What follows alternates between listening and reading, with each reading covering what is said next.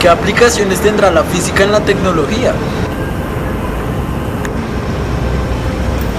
¡Oh! ¡Qué gran pregunta! Vamos a iniciar un maravilloso viaje por la física moderna. ¡Vamos!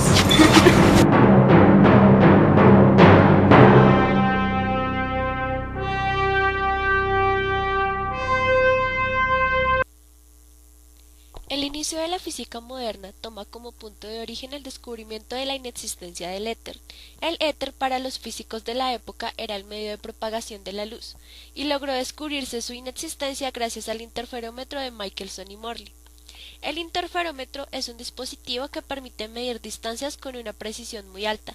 Su funcionamiento se basa en la división de un haz coherente de luz en dos haces para que recorran caminos diferentes y luego converjan nuevamente en un punto. De esta forma se obtiene lo que se denomina la figura de interferencia, que permite medir pequeñas variaciones en cada uno de los caminos seguidos por los haces de luz. Este interferómetro fue usado por Michelson junto con Edward Morley para probar precisamente la inexistencia del éter. Gracias a eso se logró descubrir que la luz era constante y Albert Einstein logró concebir la teoría de la relatividad en 1905. ¿Pero qué es la teoría de la relatividad? ¿Nunca te has preguntado qué sucedería si viajáramos a la velocidad de la luz? Esta pregunta puede ser resuelta gracias a la teoría de la relatividad de Albert Einstein. Se llama teoría de la relatividad a las dos teorías formuladas por Albert Einstein a principios del siglo XX, que surgió gracias al descubrimiento de la inexistencia del éter. La primera teoría, llamada científicamente como teoría de la relatividad especial, tiene como base principal que la velocidad de la luz es constante, y esta es de 300.000 km por segundo. Esta teoría estableció una nueva ecuación, energía igual a masa por velocidad de la luz al cuadrado, la cual permitía pasar de un sistema de referencia inercial a otro. Esta fórmula conduce a fenómenos que chocan con el sentido común, como la afirmación de que el tiempo y el espacio son uno solo, y la interesante paradoja de los gemelos. La paradoja de los gemelos inicia con la separación de dos hermanos gemelos. Ambos tienen la edad de 35 años, pero uno se ve destinado a hacer un viaje espacial durante 4,3 años luz. El viaje de ida y vuelta tardará alrededor de 9 años, de modo que habrán pasado 9 años mientras que el gemelo astronauta regresa a la Tierra. Cuando finalmente pasan los 9 años, el astronauta regresa a la Tierra y físicamente sigue siendo intacto, mientras que su hermano gemelo, que se hospedaba en la Tierra, luce 9 años más viejo. Esto se explica gracias a que viajando a la velocidad de la luz, el tiempo se dilata respecto a quien permanece en la Tierra, mientras que para quien permanece en la nave de viaje han pasado alrededor de 11 meses. El tiempo transcurre más lentamente si viajamos a la velocidad de la luz. Sin embargo, el reloj que estaba en la nave ha seguido el mismo tic-tac del reloj que permanece en la Tierra. La segunda teoría de Albert Einstein es llamada teoría de la relatividad general. Esta toma como principio básico la gravedad. Afirma que la gravedad es una fuerza de atracción universal que sufren todos los objetos con masa, sea este un electrón o una estrella. Esto quiere decir que no solo nuestro planeta tiene una fuerza de gravedad, sino que es universal, y que esta fuerza gravitatoria es la encargada de dar forma al espacio. Para entenderlo de una manera más simple, vamos a suponer que este cubo es el espacio vacío. Y ahora vamos a suponer que ese punto naranja es una estrella que está ejerciendo una fuerza sobre el espacio vacío, dando así una pequeña deformación. Ahora supongamos que este punto negro en el centro del espacio vacío es un agujero negro masivo, que está ejerciendo una fuerza de atracción muchísimo más fuerte que la estrella. Como podemos observar, el espacio vacío empieza a adoptar una forma y esto es debido a la fuerza gravitacional que ejerce el agujero negro sobre el espacio.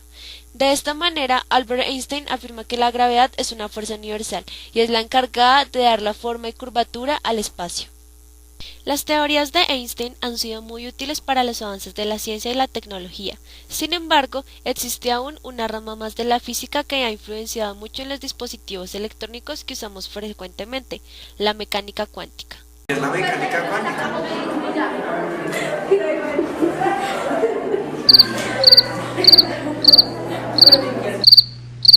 La mecánica cuántica es la última rama de la física en descubrirse. Su creador fue Max Planck, un físico alemán quien publicó su hipótesis cuántica en 1905.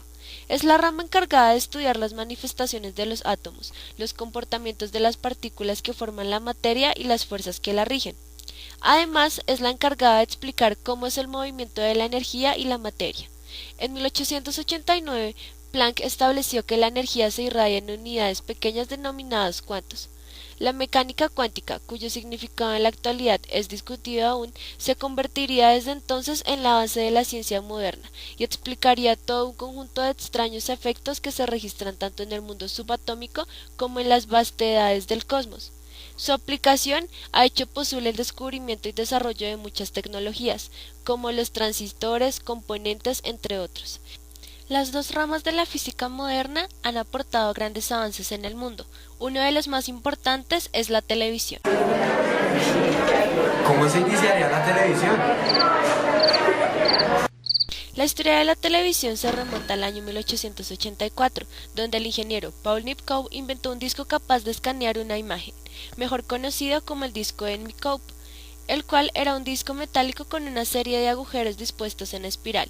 Al girar el disco, cada agujero recibía un fragmento de una imagen, y al final del giro daba una imagen completa de la escena filmada.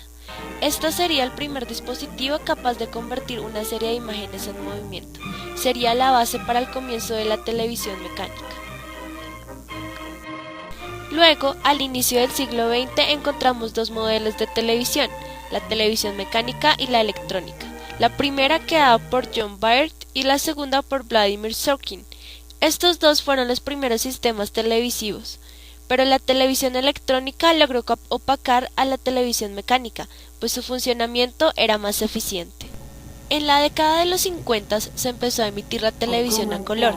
Hoy en día la mayoría de personas cuentan con un televisor, porque ha sido una de las tecnologías que ha revolucionado el mundo.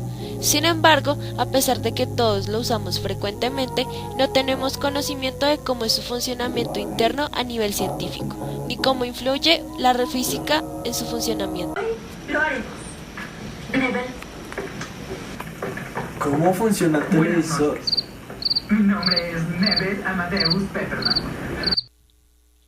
El proceso de la televisión inicia en el momento en que una videocámara, a través de un lente, empieza a percibir imágenes, las cuales capta transformándolas en electrones. Esto es gracias a que las videocámaras cuentan con un tubo de rayos catódicos que a la velocidad de la luz transforma lo que ve en electrones. Fragmenta el panorama a través de puntos como cuando lees un libro, letra por letra, palabra por palabra. De esta forma, la videocámara capta las imágenes a una gran velocidad y las envía a la cabina central de grabación. El tubo de rayos catódicos del interior de la cámara está compuesto por dos electrodos, uno positivo, el ánodo, y otro negativo, el cátodo, los cuales ejercen las funciones de bombardear el tubo para captar las imágenes. El funcionamiento del televisor es un proceso muy complejo. Vamos a explicar cómo llegan las señales de transmisión de las cadenas, de los grandes canales, hasta el televisor. Esto lo vamos a explicar a través del radio. El radio posee una antena hecha de metal con la cual capta las señales electromagnéticas y las lleva hasta dentro del radio. En este es llevado por cables hasta un circuito. El circuito es transportado al electroimán, en donde es amplificado y transformado en ondas sonoras que salen por el parlante y podemos escuchar la radio.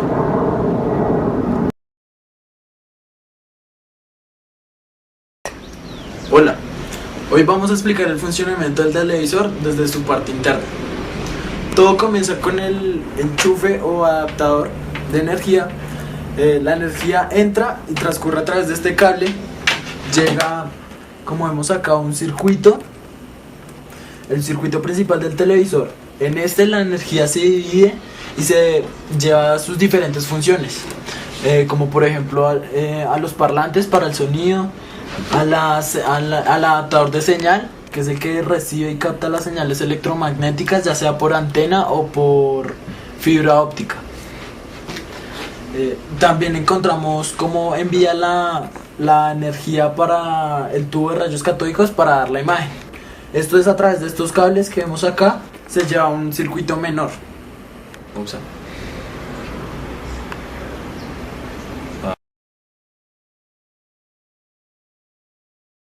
La corriente de energía es transmitida a este circuito eléctrico secundario, donde este se encarga de mandar energía eléctrica al cátodo y este se encarga de mandar estas señales de transmisión por medio de un bombardeo de electrones en el interior del tubo de rayos catódicos dirigido hacia el ánodo.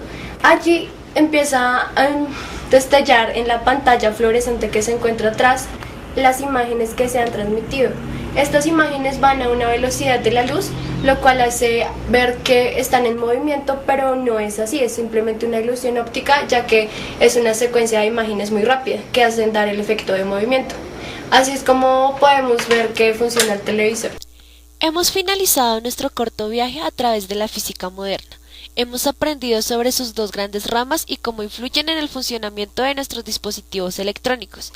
Además de ello, hemos logrado percibir que la física no solamente son ecuaciones, sino que cuenta con una infinidad de aplicaciones.